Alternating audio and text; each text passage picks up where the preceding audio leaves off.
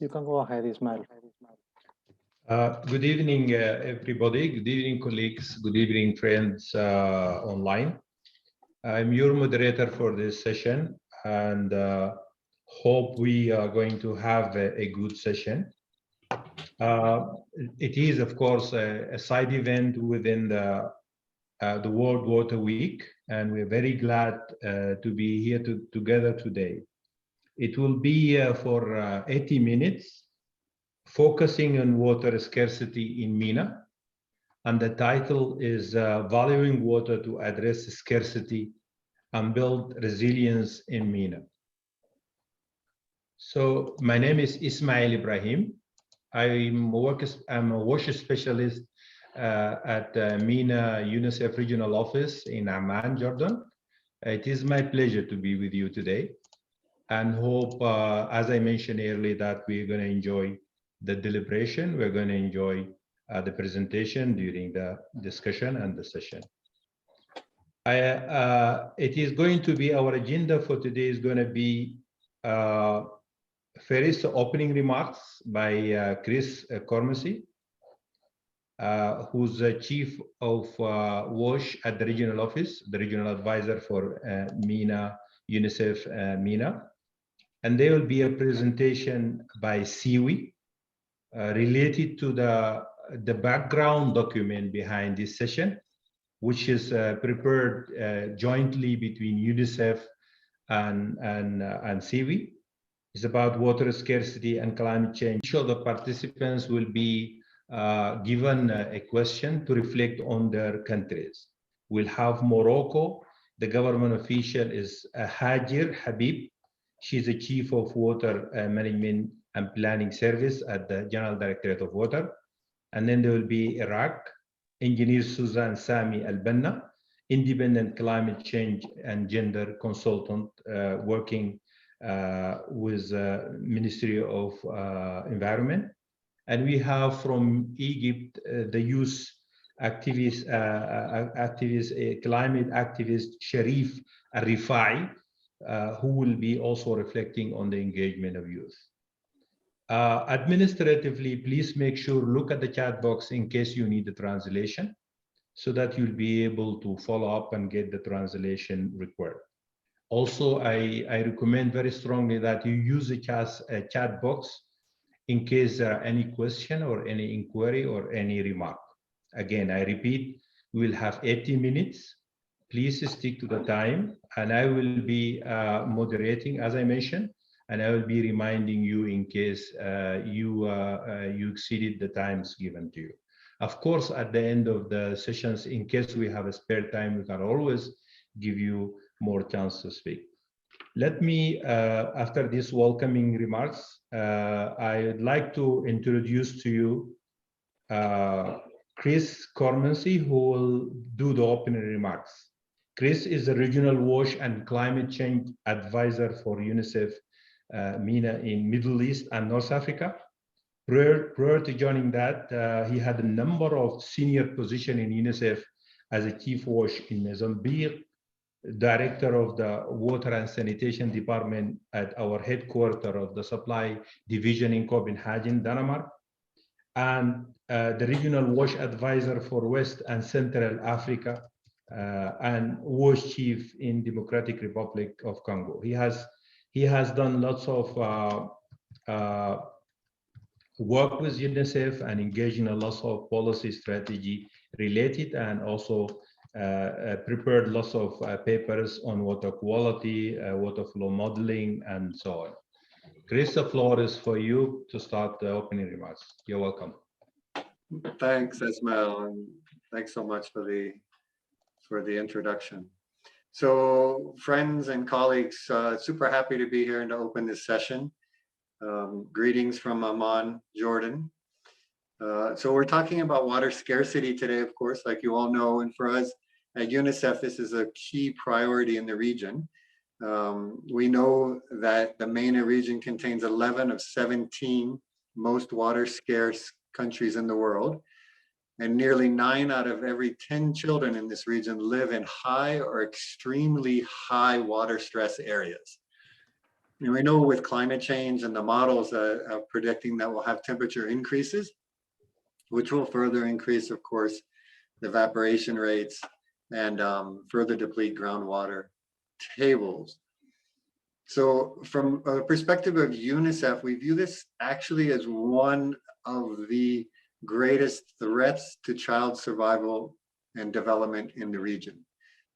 We view it as, you know, water scarcity having the potential to drive conflict, loss of livelihood, and then of course migration, which we're already seeing in some areas. We're seeing sort of the rural to urban migration as livelihoods are depleted because of the changing weather patterns and water scarcity. And then we're seeing, of course, those urban water systems being further stressed than they already are stressed because of the increased population load. So water scarcity for us at UNICEF in this region is a priority. It's what we call an accelerator. We have a number of accelerators that are priorities for UNICEF to address in this region. And as part of this initiative, we work together with SIWI and recently completed a regional analysis of the enabling environment around water scarcity and climate change. So looking at the upstream environment, whether we're doing enough in this region to address water scarcity. So this is, you know, we view the national policy environment in transboundary, you know, integrated water resource management as a critical part in addressing the issue.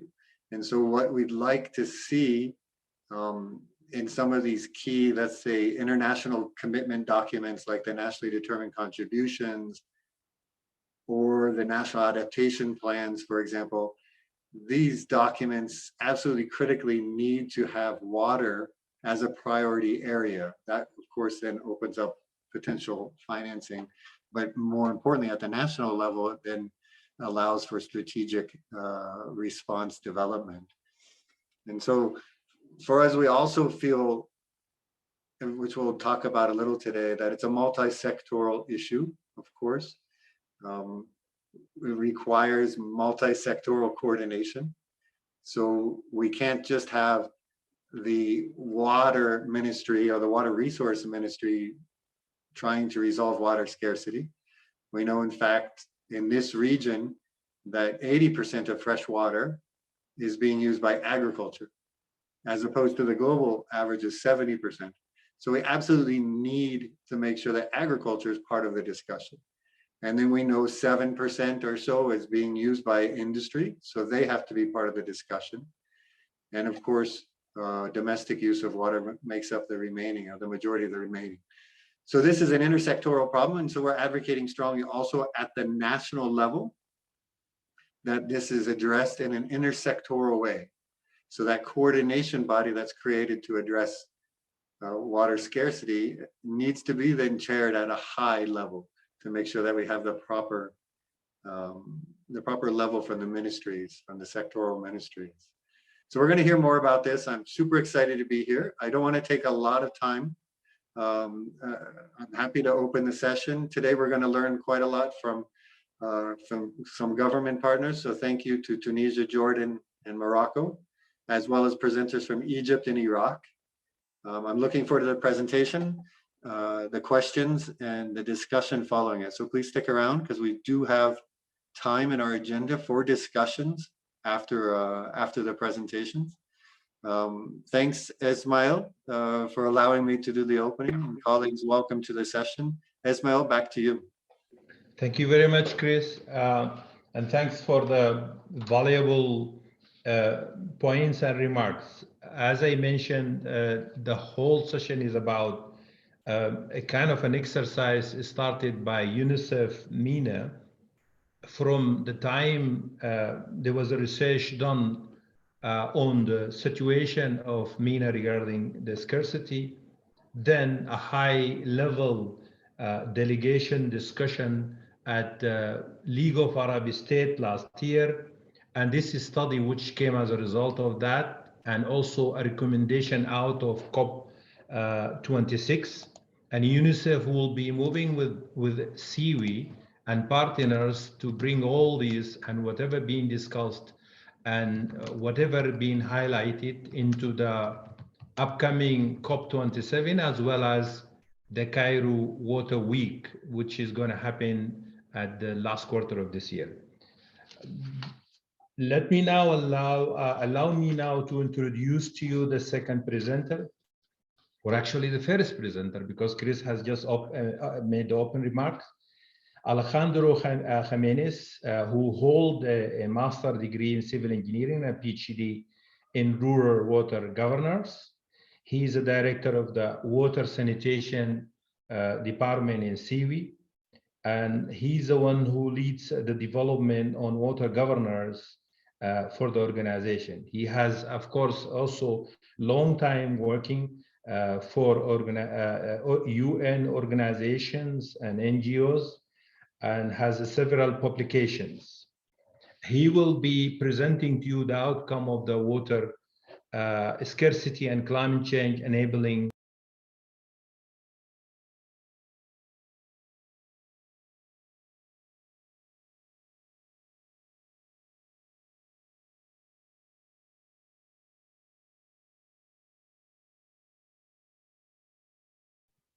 Thank you very much. Just checking you can see and hear me all well. Yes, we can, Alejandro. If you can put the presentation on presenter mode. Thank you.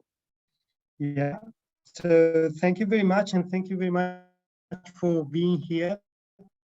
I have been already presented. This is a joint effort by UNICEF and SIWI on understanding the enabling environment in the MENA region to deal with climate change and water scarcity risk in relation to WASH. So Chris has briefly mentioned some facts about the level of water scarcity in MENA compared to the rest of the world. And as you see in this graph very briefly, the MENA median of liters of renewable water resources per capita per day is like 8 times below the global median. As Chris mentioned, 11 out of the 17 more water scarce countries in the world are in the region. So actually, why looking at this is really justified by the facts, and as Chris was mentioning, the threat that this poses to societies and children. So the objective of our assessment was to see how well prepared then is the environment in the MENA region to ensure drinking water and sanitation services under climate change and water scarcity risks. And we conducted this study using the building blocks that have been agreed by Sanitation Water for All. So by enabling environment, we refer to sector policy and strategy, institutional arrangements, sector financing, planning, monitoring and review, and capacity development. And the countries that we assessed were these 14 countries that you see in the list. And now I would go briefly towards the methodology and the results of this study. So the methodology for this study was fully desk-based review with some confirmation of information with the validation information with UNICEF MENA country offices. And then what we developed is a standardized assessment criteria for each of the building blocks. You will see them in a minute. And we identified key data sources, most of them public documents and policy documents from the governments, as we will see in a minute, to provide a structured analysis and comparable analysis across countries. So now,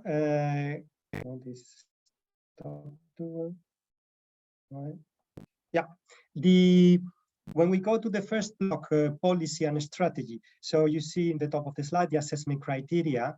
And what we were looking at here is in one end, how the human rights to water and sanitation is recognized in the policy. That is the basic fact. But as Chris was mentioning, how is the NDCs, the national determined contributions, and the national adaptation plan addressing climate change risks to water and wash? And conversely, how water and wash policies are taking into consideration climate change risks. And the final criteria was where there is a drought policy or strategy that prioritizes water for domestic use in the event of drought.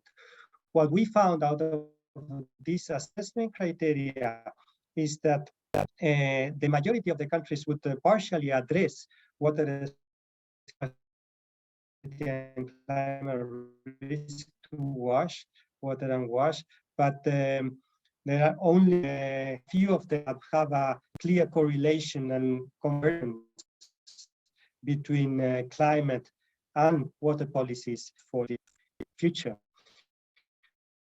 When it comes to the coordination, regulation, and delivery model, which is the institutional arrangements block, we have these 5 assessment criteria. So the first 2 refer to coordination mechanisms, and also a joint sector reviews that include a focus on water scarcity, water resources management, climate change, and water services. So to what extent these sector reviews are being multi-sectoral and addressing the climate change and water scarcity risks. Second block relates to regulation, if the regulations exist to address water scarcity. And the third block relates to the service delivery models.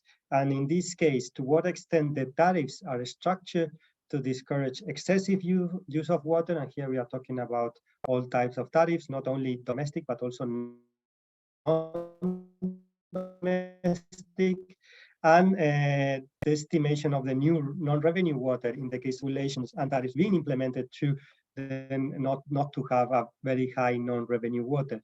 So as we see here in the results, all of the countries had some degree of addressing these elements, but only a few of them would have a good score in all these questions. So this also tells us that some elements need to be can be improved in some of the countries. When it comes to financing, which is a key area in terms of climate water, first question was related to whether it covers water scarcity and climate, and then we were looking at the amounts of water conservation, including data collection, and in general, using the OECD DAC data, the climate finance for water per capita and per year. And here we see that there has not been along the years there is not a clear trend that we can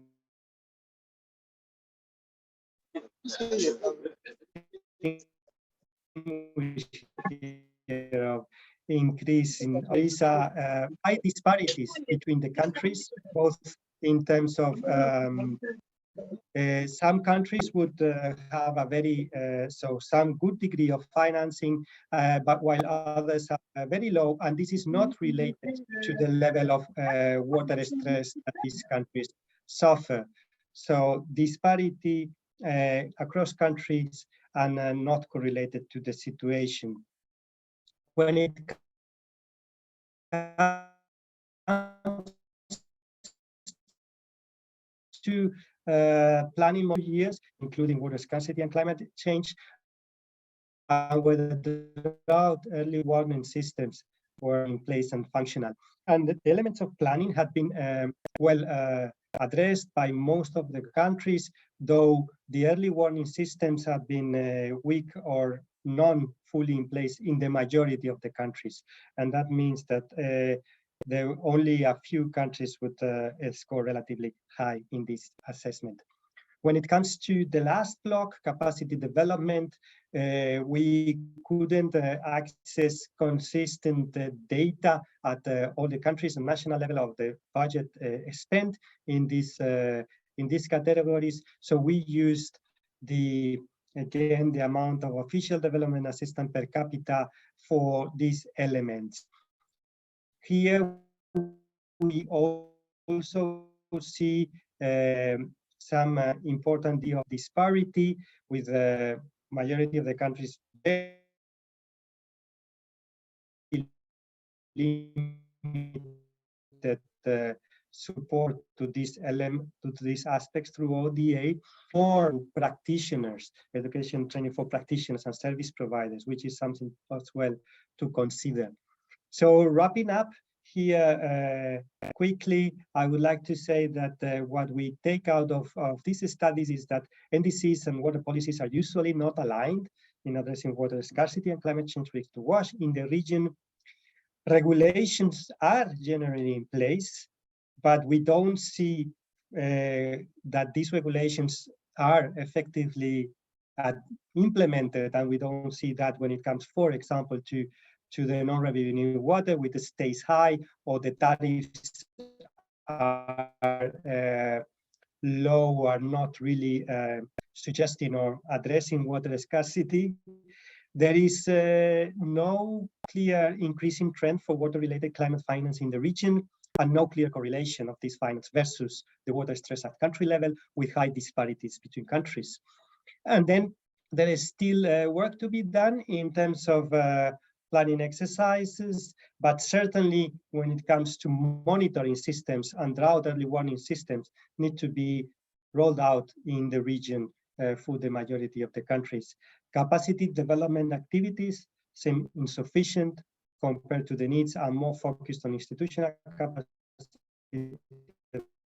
development and into the practitioners. And this sets us in a trend to understand what are the elements of this enabling environment upstream, as Chris was mentioning at the beginning, where we can jointly work on to improve the situation on how to address water scarcity in the region. The publication is, as we speak, being in layout process, and you will soon have it available both from UNICEF and SIWI website, and we'll hear from the distinguished panelists soon about real examples of how to tackle water scarcity at the country level. Thank you very much, and over to you, Ismael. Thank you very much, Alejandro, for the presentation. And as he mentioned, the presentation is going to be shared by all of you. Please make sure if you have any question, put it on the chat box so we can get back to you on that. Now I'm going to move to the other part of the session, which is, and there'll be two case studies. We're going to present them. The first one is Abdurrahman Wasli, the Director of Department of Planning and Hydraulic Balance. He has a master's degree and giving to us a showcase on how climate finance is being addressed in the country. And also he will be giving us a reflection, the finance planning in place, and does it cover water scarcity, climate change, etc. Ms. Abdurrahman, please go ahead.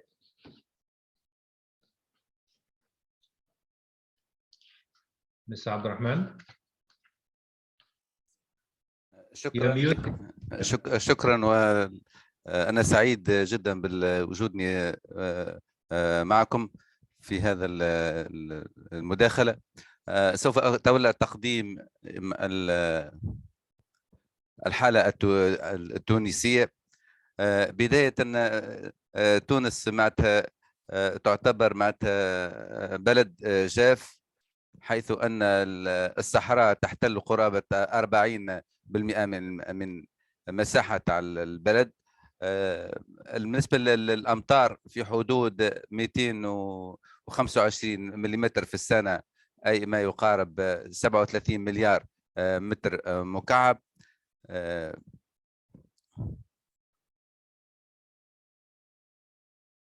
سوف أتولى تقديم المشاركة المداخلة حتى أتمكن من لا أعرف إن كنتم تتابعون مع تغير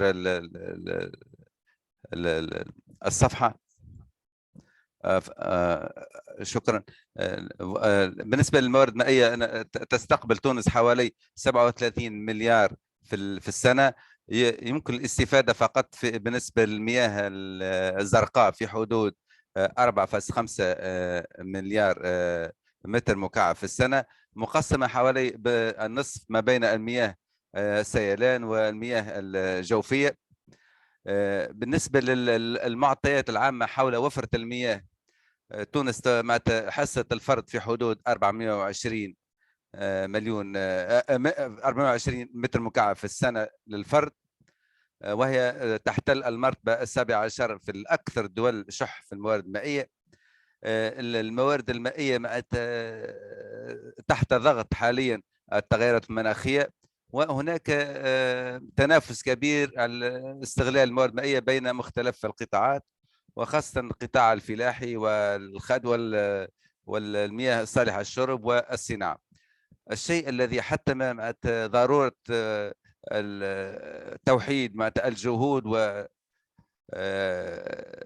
لحوكمة القطاع المياه وإيجاد الاستثمارات اللازمة، ومجهود أيضا على مستوى التصرف في الموارد المائية.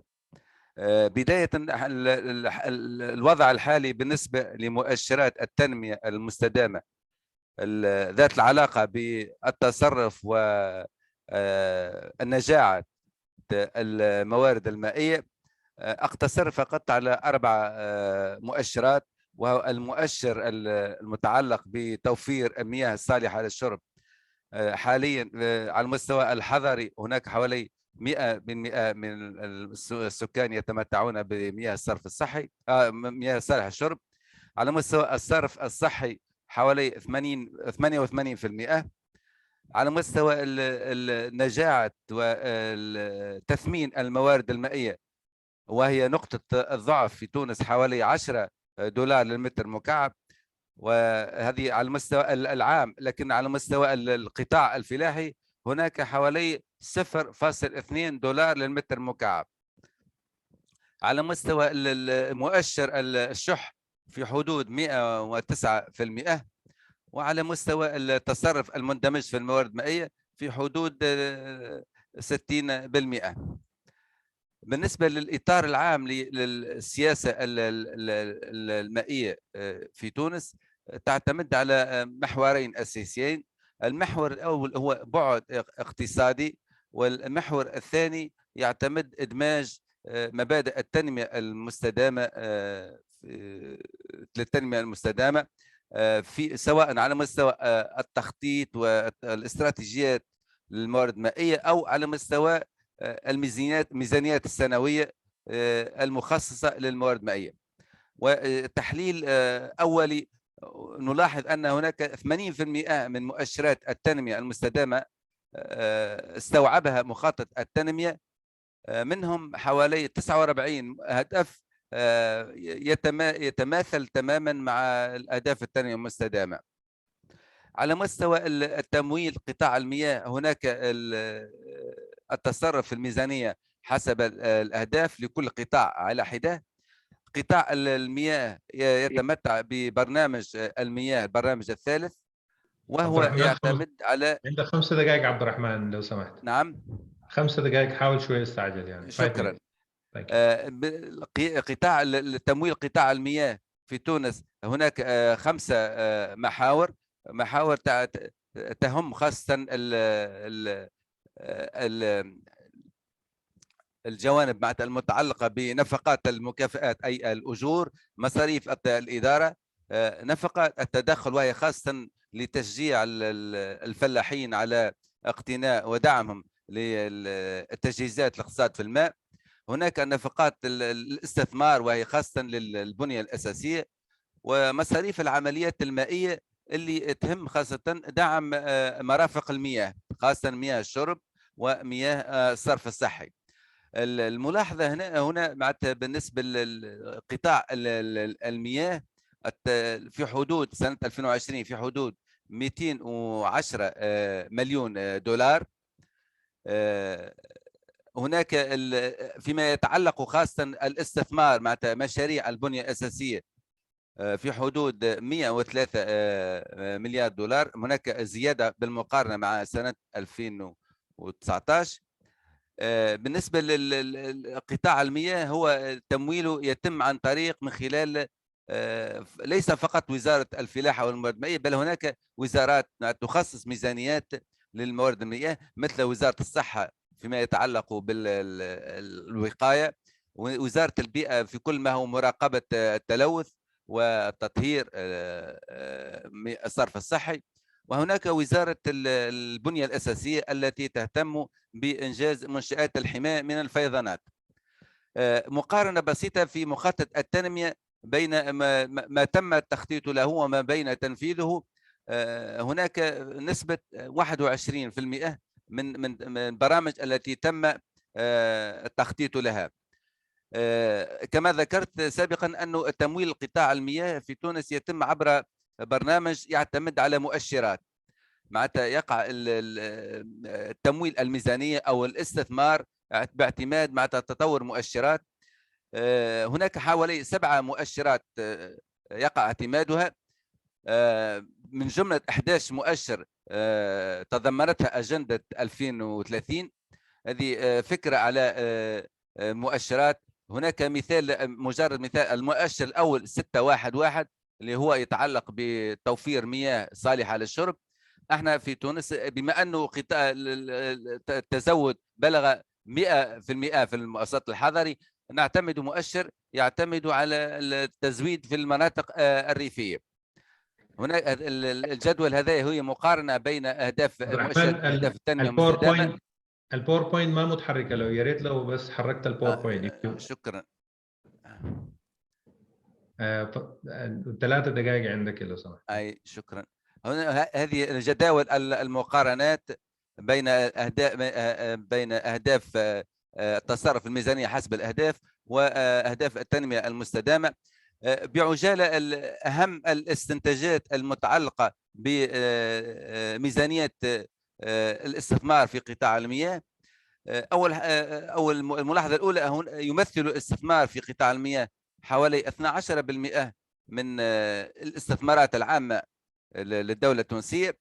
الاستثمارات في قطاع المياه مكنت من إنجاز مشاريع بنية أساسية لتعبئة الموارد المائية، مع إنجاز السدود ومشاريع نقل المياه بين المناطق، وإحداث المناطق السقوية والتزويد والصرف الصحي. هناك إشكالية في تونس هي الفجوة بين ما تم التخطيط له وما بين إنجازه. كما ذكرت سابقا، في حدود بالنسبة لمخطط التنمية الخماسي في حدود 21%، ونهايتها إشكالية قدرة المؤسسات الحكومية على تنفيذ المشاريع. هناك إشكالية على مستوى التخطيط المالي الاستراتيجي خاصة بقطاع المياه، حيث أنه ضرورة إيجاد ترسانة الميزانية الحالية والبرامج الاستثمارية. يبرز وضع مؤشرات التصرف الميزانية حسب الأهداف 3 نقاط يجب الإشارة إليها. هناك الصعوبات المتعلقة بحماية المياه الجوفية الطبيعية من الاستنزاف. هناك يجب تصنيف مؤشرات الأداء حسب الجهات أو الأقاليم لتعطي فكرة حقيقية على الوضع، لأن مؤشرات على المستوى الوطني تخفي مع اختلافات بين الجهات. على مستوى تمويل المناخ في تونس هناك مع تأخير نسبي في تمويل قطاع المياه، والنتيجة لإشكاليات على مستوى الإطار المؤسساتي، حيث أن في تونس هناك لجنة وطنية تدير ملف الحد والتغيرات المناخية. على مستوى إيجاد مؤسسات معتمدة في تونس حاليا ليست هناك مؤسسة معتمدة أكريديتي، حيث أن هناك مؤسستين تم تقديم مطالب لاعتمادها لدى الصندوق الأخضر، وهي مؤسسة الصندوق الودائع الذي يرجع إلى وزارة المالية، ووكالة تنمية الاستثمار الفلاحي التي تعود تحت إشراف وزارة الفلاحة. أولويات بالنسبة لتمويل قطاع المناخ. مهندس عبد الرحمن، نعم، الزمن انتهى تقريبا، يعني عندك ثواني فقط دقيقة لإتمام الأولويات بالنسبة لتونس. ضرورة تسريع عملية اعتماد المؤسسات الوطنية، بناء القدرات في مجال تمويل المناخ، سواء على مستوى الجوانب الفنية والسياسات والمؤسسات، أو على مستوى القضايا الشاملة من خلال إدماج النوع الاجتماعي وإيجاد إطار للشفافية حتى يمكن متابعة التمويل والاستثمار في مجال المناخ. تعزيز الهيكل المؤسسي المسؤول عن إدارة ملف التغيرات المناخية.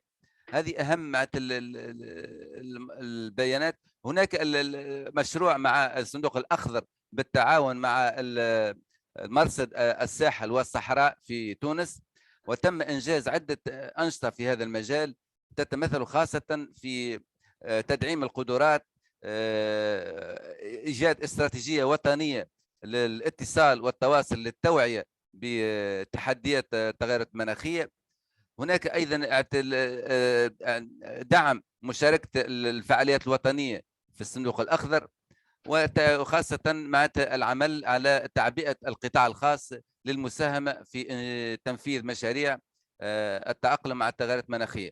وشكرا. شكرا مهندس عبد الرحمن. Thank you so much, Engineer Abd Rahman, for this presentation. This is a case, the case one we have presented to you, which has been driven from the whole study looking at the region, the sector financing. We're moving straight forward to case two. It's about policy and strategies on water sector and how the Jordanian government is dealing with and the SDGs. We have 9 minutes. It's going to be presented by two presenters. Engineer Mohammed Al-Duwairi, who's Assistant Secretary General at the Ministry of Irrigation, and he's responsible of the strategies and policies.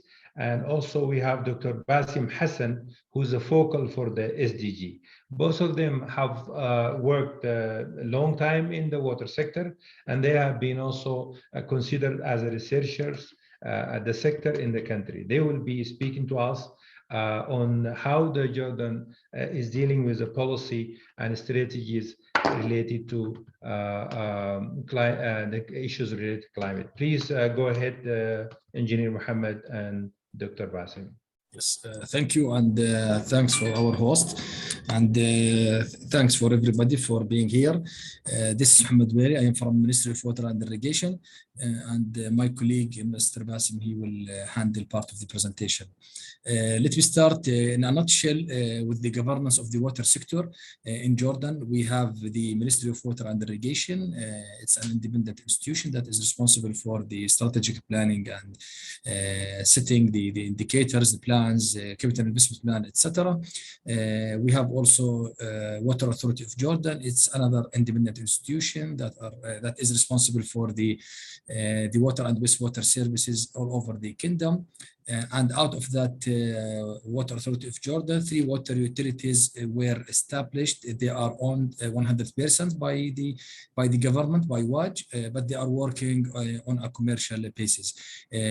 We have in the middle what we call it Miyahuna Water Company, responsible for the middle part of Jordan as a service area. We have the Yarmouk Water Company for the service area at the northern part of Jordan, and the third one is the Aqaba Water Company. It used to be responsible for Aqaba city only, but right now we are expanding their service area to include the 3 southern governorates. In a few years from now, we will have the whole kingdom covered 100% by the 3 water utilities as a utility who is responsible for the water and wastewater services. And we have the third institution that we call it Jordan Valley Authority. This institution, they are responsible, the team at that institution responsible for the dam construction and the business of the dam all over the kingdom, plus the Jordan Valley management when it comes to the agriculture activities. They are responsible for providing the water to the farmers, but not beyond that. The agriculture activity itself inside the farms is the farmer responsibilities. Going back to the presentation, I would like to just to skim through with some facts and bullets regarding the water situation in Jordan. Most of our literatures mention that Jordan is the second water poorest country all over the planet. Less than 100 meters of annual renewable water resources available per person. We have 15 surface water basins and 12 main aquifers. The transboundary or the shared water is 40%, and from this percent everybody can feel or see the importance of taking the transboundary issue with our strategies, because 40% is not an easy number to be ignored or to be left back. Just to remind you, Mohammed, we have only 8 minutes left. So yes. No, I will be fast. The source of the water, 27 surface water, 14 treated wastewater, 59-60% groundwater. In Jordan, we are good in utilizing the treated wastewater. Most of the treated wastewater is consumed in agriculture, either direct agriculture activities or mixed with another water and to be sent for the farming location. So we are good in that direction. I will skip some slides, please. If you can go back, go further. Yes. More facts regarding our water budget in Jordan. Generally, it's something around 1 billion meter cube on a yearly basis. 52 or 53% of that water consumed by agricultural activities. In Jordan, we are facing the same problem all over the world. The agriculture is consuming very high portion of water budget. We have also a lot of challenges that the water sector is facing. I can go through them quickly, then I will leave my colleague to go for the SDG part of the presentation. We have the demographic trends that includes the population growth, urbanization, and migration. Jordan is facing or used to face many influxes over the last few years. The economic growth and transformation, water scarcity, and we are referring here beyond the normal water scarcity. The lower cost option to source water have already been used up, and the new and more expensive water resources need to be developed. Right now, any water resources that we are looking to develop, it's very expensive water resources. For drilling wells, we are going to very deep wells, and that cost high investment money when it comes to the capital investment, and it will cost high O&M cost when it comes to the pumping, because you will consume more energy. Decreasing the climate change, for sure, is one of the challenges that is the water sector facing. The imbalance between water demand and the water supply. So all these together, they are the challenges that the water sector is facing, and we as a ministry, we are in a continuous mechanism or process of updating our plans, strategies, and updating our capital investment plan that will go in line with these challenges and to overcome the impact of the challenges, or try to avoid them in the future. I will end with that we are in the process of updating our water master plan or water strategy plan that will cover from 2022 until 2040, and this will include many subjects, titles, and once the strategy is approved, we can share it, of course, with everybody. And in parallel to that, the capital investment plan will be updated. The policy documents will be also updated that are attached to our strategy. And thanks for giving me this opportunity, and I will allow my colleague to continue for the SDG portion of the presentation. Thank you. Thank you, Mohammed. Basim, you have 4 minutes, please. Can you just go quickly? Who will switch the slides? Who will scroll the slides? Okay. I do. Thank you. I want to start with the human rights. They are formally recognized in Jordan. No discrimination to women and minorities with regard to rights in the water and sanitation services. Water, including wash-related policies and strategies, are what they tackle water scarcity and the climate change risks. And there is dedicated policy for that tackles the issue of resilience to climate change. NDCs and national adaptation plans address climate change risks, and both initiatives are in progress. Next, please.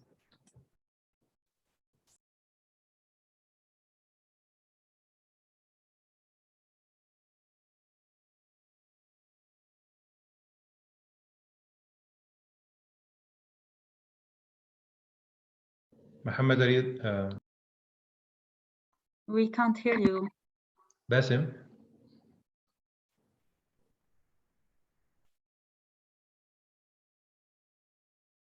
Basim, we lost you.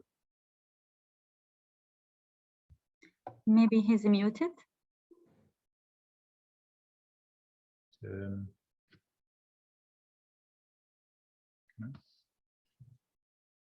can you check it out?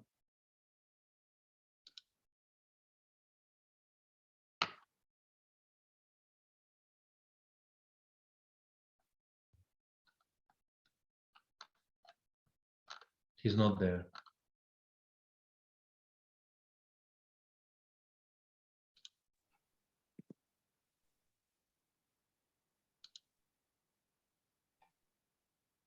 Basim, are you there? Looks like it. Okay, okay. Do you hear me now? Yeah, but please try to gain the time and go quickly. We lost you. Go ahead. Okay, okay. So next slide, please.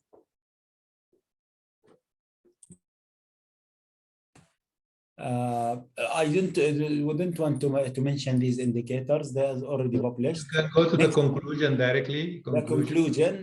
This is the match between the action plans and SDGs. In general, the progress of SDGs between the two reporting cycles was around 2.5%, around 2.5% improvement. And in general, the SDG 6 in Jordan has been improving between the two rounds. And the last conclusion is that we have matched the SDG 6 targets and indicators with our water policies, including substitution, reuse, groundwater sustainability policy, and next, water reallocation policy. So we have linked the indicators of the SDG 6 to the water policy and policies and the strategy. Thank you. Thank you very much, Basim. Thank you very much, Mohammed, for this. I'm really sorry that you've been cut, but I'm sure we're going to share the PowerPoint with everybody. We will have also opportunity to get somehow feedback and communication on issues. It's really very useful, and we've enjoyed some part of the presentation. Thank you so much. Now I'm going to move to the second part of the session. We finished now from the presentation, the open remarks, and the first presentation, and the second two presentation from the countries, lesson learned shared with us. Now there are going to be direct questions to the panelists. The panelists consist of three persons: Susan from Iraq, and Hajir from Morocco, and Sharif Rufai from Egypt. I'm going to start with Susan. Susan she's a master in environmental engineering, independent climate change, gender and sustainable development consultant, and former member and attached to the Ministry of Environment, helping them. She is very welcome. The question to her is, with introduction, most NDCs in MENA region addresses climate change risk to water to different extents, include measurements to address underlying water scarcity. On the other hand, water policies and strategies in MENA region often don't address climate change risk to water. Our proposed questions to you: what steps has your country, Iraq, taken in it is NDC. NDCs, of course, is a nationally determined contributions and water policy to address climate change risk to water and address underlying water scarcity, and what further policies, efforts on climate change and water are planned. You have 4 minutes, please. The floor is yours. Thank you. Thank you so much. In Iraq, we have started to prepare the NDC implementation roadmap to mainstream the NDC in all national sectoral plans, strategies, and policies. Also, we are working to prepare all other necessary documents required for implementation of the nationally determined contribution to Paris Agreement, which is the country's supreme policy to face the risk of climate change, and which identified the water sector as the most vulnerable sector affected by climate change. Iraq, through the Ministry of Environment, now is working on the completion of a specific climate scenario models tailored specifically for Iraq situation or circumstances as part of the activities of issuing the National Adaptation Plan document, which is one of the most important operational documents for the nationally determined contribution of the country and falls under its umbrella. The preliminary results of these scenarios shows that the decrease in the quantities of water received into Iraq from 1932 to 2022 amounted to about 40 billion cubic meters of water. From this decreased amount of water, it was found that the cumulative total rainfall from 1988 to 2018 decreased from 74 to 18 billion cubic meters of water only. This reveals that the decreased amount of rainwater resources because of climate change was for about 73% of the same mentioned period. In addition to what mentioned, the strategic study of water resources in Iraq showed that the deficit in water will reach for about 11% in 2013, while the current scenarios showed that the deficit will increase to be for about 32% if the effects of the climate change were included or added. So the first key point at this stage is to use the good and sound technologies for water conservation in different sectors. And as I know, Iraq is now is at the final stage of issuing its first technology need assessment documents, and the water resources sector is one of the most important sectors that already taken into account in this document.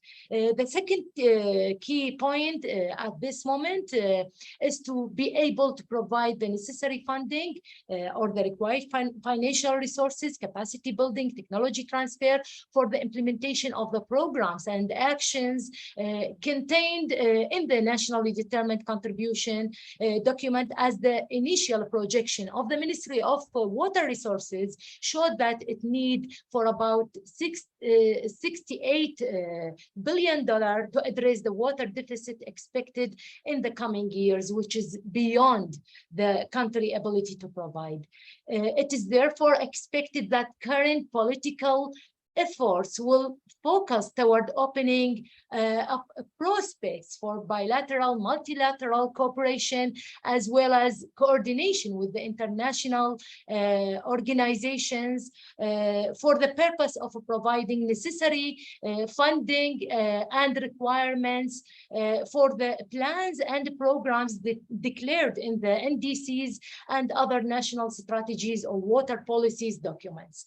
All these mentioned documents prioritize several actions to protect water resources, including investing the deep groundwater as a huge and renewable water resources. So we need to have the suitable technologies for this. Cultivation of crops that have low water footprint also, the use of advanced technology in irrigation systems, technological development in desalination systems, recycling of municipal water or sewage water for the purpose of watering forests, homes, public gardens, and industrial purposes, gathering water of rainwater or water harvesting, especially during floods. Gender equality also, youth, NGOs, and the private sector mainstreaming in the integrated water resources management, I think will be one of the real efforts that Iraq is working on to get the best results. Thank you so much. Over to you. Thank you so much, Suzanne, for the reflection. Now let me move to the second panel speaker, Hajer Habib. She's the chief of the Water Management and Planning Service, General Directorate of Water in Morocco. Are you with us, Hajer? Yeah, you're there. ODA climate finance for water is not always reaching the most water-stressed countries in MENA region. Now, the question is for you. What are the limitations for financing in your country? What kind of capacities and support do you need to overcome these challenges? You have 4 minutes to go. Thank you, dear Ismail. I hope that you can all hear me very good. And thank you, well, for allowing us to be a part of this event. The question I've been asked is, I guess, is one of the most important questions asked this nowadays. As you know, Morocco is an important junction attempting to reconcile the dilemma of increasingly scarce water resources in several parts of the country with increasing demands. The government is exploring many options to overcome these challenges, such as desalination schemes and making some transfer and interconnections of different hydraulic systems. Integrated water resources management is being considered as the main government solution to help bring the many disparate stakeholders together in order to explore options that are most efficient, holistic, and sustainable also. Since the adoption of the new constitution in 2011, the government has been devolving more autonomy to the regions. Regarding the financing of the water sector, the current economic and financial model needs to be reviewed in order to ensure its viability, taking into account the increasingly scarcity of water resources, the very capital intensive nature of investments and social contracts, especially that the state, through the public budget, fully supports investments of surface water mobilization through dams, and partly those relating to hydro-agricultural development in public irrigation areas. It's also grants subsidies for seawater desalination, wastewater reuse, hydro-agricultural equipment, sanitation, and equipments of water saving. With that, more than 80% of financing source of the water sector comes from the public budget. Even if the state recourse sometimes to international institutions to cover some financial issues, yet other contrasts have been identified related mainly to the limitation of the public budget regarding investments needs in this very capital intensive sector, the increase in the cost of production, drinking water, and sewage treatment, low willingness of water users to pay, the problem of recovering water costs, and the balance to be found between the contribution of the state and the other users, and then the problem of how to take in account and integrate the impact of climate change on the financial model that is adapted for the moment. So in order to face these main challenges, a new approach must be adapted, based mainly on strengthening, of course, the cost recovery systems to maintain the current level of water services and improving it, taking into account the capacity, the contributory capacity of users, and ensuring water services to vulnerable population and the most deprived persons, establishment of a national water accounting reference system reflecting the real cost of water by region, and allowing the targeting of public subsidies, more openness to the private sector by providing the appropriate incentives required for the financial of more projects within the framework of public-private partnership, and of course opening up to climate finance when it's possible. Also, the current water tariff system is no longer suited to rational management of the resource, knowing that the financing of the water sector is closely linked to the tariff system. A review of the water and sanitation pricing system might be necessary. I think these are the main challenges facing the financing of water sector in Morocco. We are welcoming any comments and any questions. Thank you. Back to you, Ismail. Thank you. Thank you so much, Hajar. This is really great. We hear from how Iraq is dealing with policy strategies, and how Morocco is also dealing with issues related to financing. Now I move to our third panel speaker, which is the youth climate activist from Egypt. He's a master's student at Berkeley University on climate change impact in Africa. And of course, the question is around youth engagement. Sharif Al-Rufai.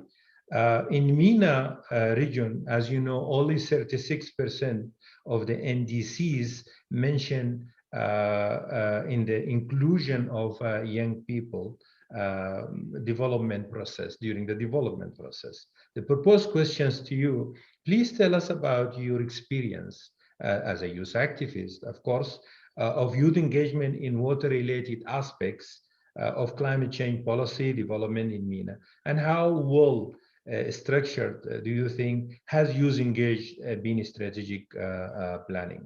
In your opinion, how can MENA youth participation be systematically strengthening to participate in the water and climate change international agreement negotiation? The floor is for you, and you have 4 minutes, and I'm sure you're going to do it. Okay, thank you so much, Ismail. So hello, everyone. Actually, it's a great pleasure to be with all of you today. And thank you for the invitation to be a panelist in today's panel discussion. So thank you so much. So regarding my participation and my activism in the MENA region and internationally, as Ismail mentioned, I'm currently a master's student at Peking University. My major is international relations, and my thesis topic is about the climate migration and climate displacement in the African continent and how it affects the regional relations among the African countries. So I'm also a member of the Arab Youth Council for Climate Change, which is a council organized and powered by the Arab Youth Center in UAE in order to support young people to take part in international conferences, especially COP27 that's going to be held this year in Egypt, and COP28 that's going to be held next year in UAE. So we have different projects in the Arab Youth Council for Climate Change that aim to improve the awareness of young people in the entire MENA region when it comes to the water policies, the climate change policies, and in general the environmental policies in the MENA region. So, for example, I'm the coordinator of the Climate Action Youth Network in the AYCC, which aims to pave the way for young people to engage with the governments and to support them in implementing the climate and water policies. So we actually organize different sessions and different trainings to increase the environmental awareness of these young people across 22 countries in the MENA region. And actually we discuss different policies when it comes to climate change, when it comes to water, and when it comes to youth engagement and these environmental policies. Actually, as you mentioned, Ismail, we can say that the youth participation in the climate and water policies is currently unsystematic in the MENA region. However, I can see there is a great potential for young people to engage with their governments and with their decision makers in implementing and making all of these policies and on a national and regional levels, because many countries started to improve the process of engaging young people and empowering young people in the decision-making processes of like making the environmental and water policies. So we can see, for example, that many countries like UAE and Tunisia started to improve the capacities of the young people and to to engage them as young negotiators in the international conferences like COP, for example. So we can say that. Sorry, can you hear me? 1 minute left for you. Okay, so what I just wanted to say, just to wrap up, there is a great potential for young people in the MENA region to be key actors on the national and regional level. Thank you. Over Thank to you very Ismail. much. Thank you very much. An excellent reflection from the youth, and they're very important in our, of course, life. Now, in our agenda, we have a room for questions, and we reminded all of you, in case anybody has a question, to put in the chat box. Please, can you check for us the chat box if there is any question, Jose or Manal? Ismail, we've been reminding the participants to put questions. There's been an issue because some of them were trying in the Zoom platform rather than the Pathable. So I think it's an opportune time now to remind participants that the questions can be posted here in the Pathable platform. And yeah, we have some, Ismail could be picking up some of the questions from the chat, right, Ismail? Yeah. So if there anybody also can raise hands. I mean, there are, if anybody has a quick remarks or a question, you can also raise hands, and we will see how we can bring you in to speak about what concern. If there are no questions, I am going to, okay, you have Manal, please go ahead. Yeah, thanks, Ismail. Thanks to you all for this interesting discussion. I have a question for Engineer Mohammed Al-Dweri. As I understood that Jordan, the ministry, they are in the process of developing a new water strategy. And I would like to hear to which level this water strategy took into consideration the climate change aspects and the WASH resilience. Thanks. Thank you very much, Manal. Mr. Dweri. Yes, thank you. I mean, going back to the strategy, this strategy it's a continuous of the previous one, and all our literatures, either the previous one or the current one or the future, are handling many different schemes and subjects, including the climate change, including the WASH, and we are having what we call it a lesson learned from the previous interventions and implementations. So in order to update our strategy in a proper way. So my answer is yes, we are taking into consideration these two subjects and many other subjects actually in that updated or under updating strategy. Thank you. Thank you very much. Thank you, Mr. Mohammed. Thank you, Manal. I have a question myself. My question is to Alejandro, and I hope he will have a good network at this time. What are you going to do about this study you and UNICEF have already prepared? What is the way forward?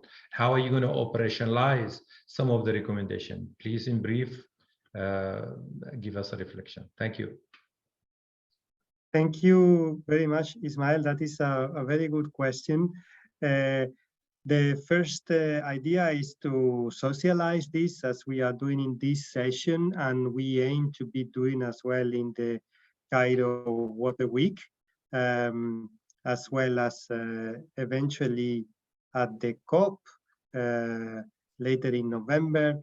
And then after that, I think we want to raise interest across the countries on how to improve some of these elements, as well as to foster peer learning and exchange across the different experiences.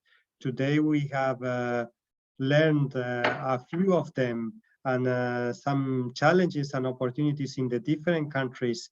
And this kind of exchange could be brought further to then also initiate some activities with the different governments to start tackling the enabling environment of water scarcity. So that is in a broad sense what could be done. But we also look forward to hear from the countries and in the different sessions what they think is more needed. Thank you. Thank you very much. Thank you very much. Any question, colleagues? We are just warming you up through this last question, actually, for you to know there will be some exchange between both SIWI and UNICEF and the countries and the relevant stakeholders on what how can the study and whatever associated is going to be operationalized. Good. Any quick admin remarks? Is there no question from you, Jose, before I give the closing remarks to Alejandro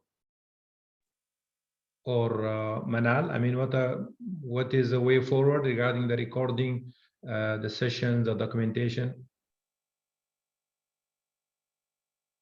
Jose, yeah, yes, Ismail. In terms of let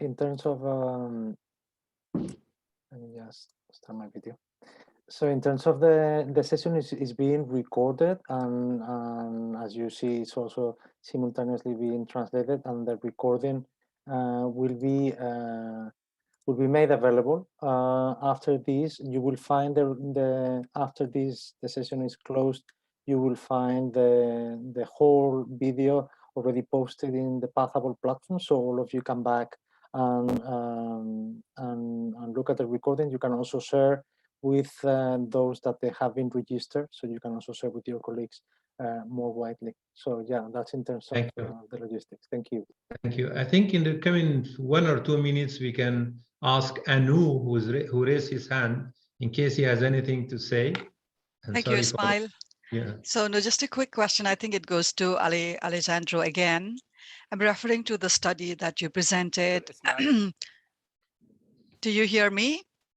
Yeah, loud and clear. Yes, so referring to the study again, I mean, I can understand that this is related to the building blocks, you know, so the building, I mean, there are basically 5 of them, but how the issues of reaching the last mile, maybe the people who are, you know, in the remotest areas, those who are poor, maybe suffering the most from the issues of water scarcity, and how this report touches on those elements, including gender, including people with disabilities, including the vulnerable people, the last mile. So is there any recommendation coming from this report besides those 5 building blocks that I just wanted to check on? Thank you. Thank you, Anu. And before you answer, Alejandro, let's check with Abdurrahman if he has a burning question. عبد الرحمن. شكرا. هناك لو سمحت دكتور ملاحظة فيما يتعلق بالتقرير الذي تم إعداده وتقديمه في بداية الحصة والذي يشمل عدد دول. أنا عندي اقتراح إذا كان في إمكانية لموافاة الجهات الدول هذه المعنية لمراجعة مراجعة أخيرة لهذه التقارير والتحقق من بعض الارقام وبعض المعطيات حتى يكون التقرير معناتها على مستوى في الدقه يكون معناتها جيد. شكرا عبد الرحمن، سؤال منتهى الروعه. Thank you so much, عبد الرحمن. Actually, the question is also for you, Alejandro.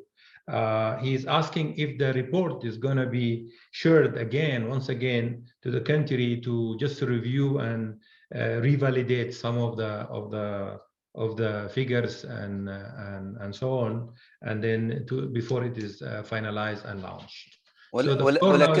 ولكن لم نتوصل بهذا التقرير. رجاء موافاتنا. حاضر، أنا حكيت معه بالإنجليزي إنه you need to see, and he's also insisting that if possible to share this report so that they can look at it and give their feedback for the final session. Alejandro, I think now you have the 2 questions, plus because of the time, I guess we have 5 minutes. If you allow me, if there are no burning question, you can just answer the 2 questions and do the closing remarks, and then and we will say the final words to everybody. Yeah, thank you very much. When it comes to the report itself, of course, it will be shared with the countries, and it can be validated one more time through the link with the UNICEF country offices, actually, as this is a joint effort. So happy to follow up with us bilaterally later, Mr. Abdelrahman. And then when it comes to the question of the last mile, just to clarify that then the the report was focusing more on the enabling environment relating to how to address climate change and water scarcity. So looking at the enabling environment side of it, and not in that sense that much on the last mile and the service delivery. However, there are a couple of the questions that have been investigated related to policy and strategy, related to, for example, the recognition of the human rights to water and sanitation, related to how the NDCs are integrating these things, and the WASH policies, to be able to then serve and have sustainable services and deploy the services where they are not, how they are integrating the climate risks and so on. So there are a few of the questions that are indirectly linked to, and that can serve to see how the country is getting prepared for that, but there is not a full, let's say, in-depth analysis of that component of delivering the last mile of the services. Yeah, I think actually there is one question I see, and yeah, I think I can use it from one end to thank first all the panelists and the speakers, presenters that were here today. We are really glad to have had this participation, as well as, of course, to UNICEF for pushing and promoting this study and this topic within the region.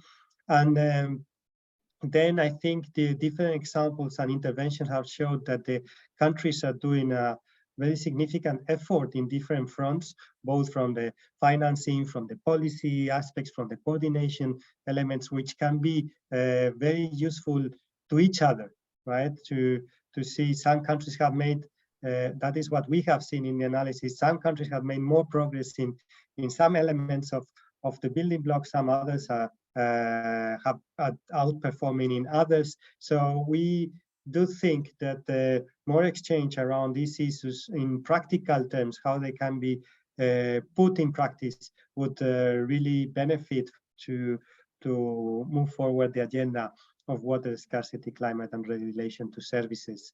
And as we are short of time, I would just like to thank you one more time and give back the word to you, Ismail. Thank you very much, Alejandro. I'd like to thank again SIWI for allowing us the chance to come all together and to present this useful documentation. Thanks to country, thanks to panelists, thanks to presenters, and we all look forward to meet again. Wish you all the best, and wish you very nice good evening. Bye-bye.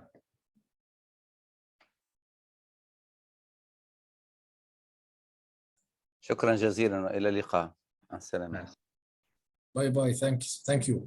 Thank you so much. Goodbye. Good day.